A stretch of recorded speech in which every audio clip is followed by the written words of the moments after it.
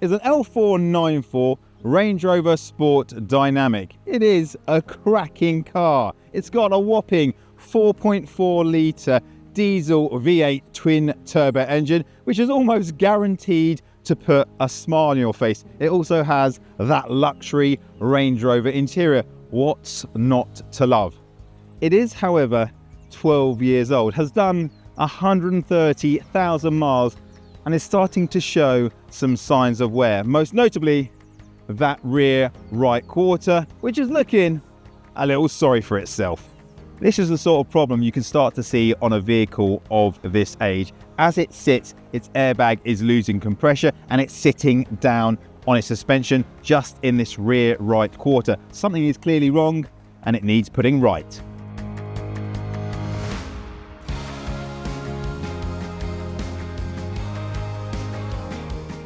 There honestly may be no finer day driving down this country lane in a Range Rover Sport Dynamic. However, there are just a few niggles going on here. Every time I hit a lump or a bump, there's a kind of nasty little knocking sound, and the suspension is just a little lackluster. It's not the way it should be or I would expect in a Range Rover. I think it's time we get this vehicle to a workshop and have a look what's going on.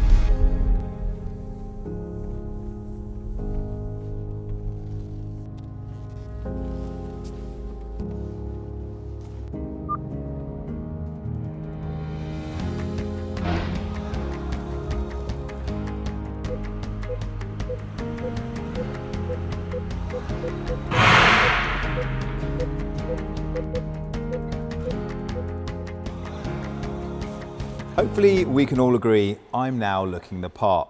Before me is the PROEVO Plus kit we're going to be fitting to the Range Rover to sort out those knocking bush issues and also that sagging rear suspension.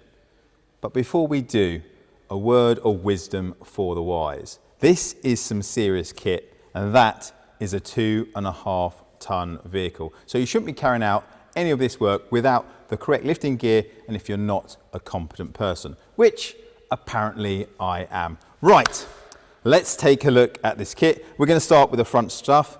This is looking gorgeous and this is the kind of thing I get excited about. Let's get into it.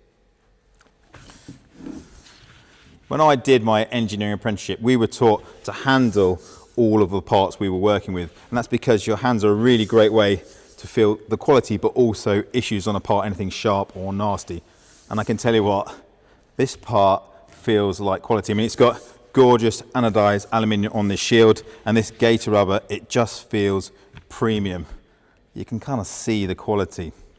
Now, a really important part or aspect of all PROEVO Plus parts is these parts are within tolerance of OE standard parts. And that's really important because that means I don't need to change the complete set to make sure my suspension system keeps working as it should. I can change one part and it's within tolerance of the parts already on the vehicle, meaning it will work together. And that's why these parts are so good. I'll tell you what though, this front strut, it's lovely. If the other parts were as good as this, we're going to be in good hands.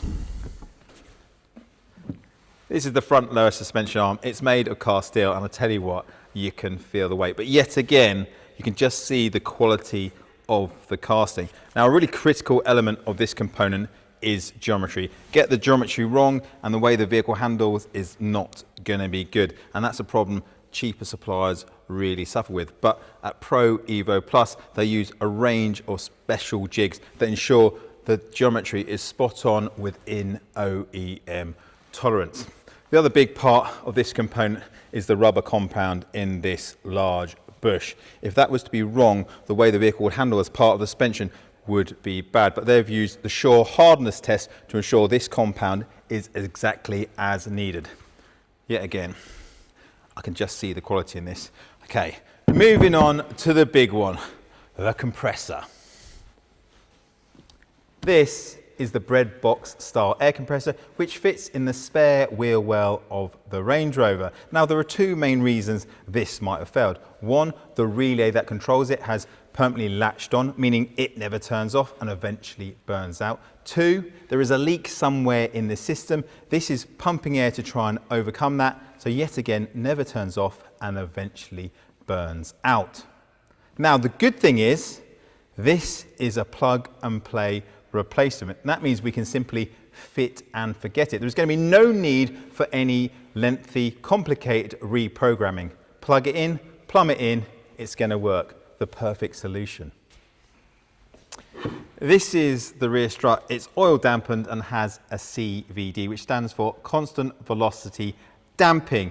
A mouthful, I know, but what that means is this strut is constantly altering itself to the terrain ahead, hardening and softening the ride by essentially opening and closing a valve a varied amount, ensuring the oil flow is hardened or softened.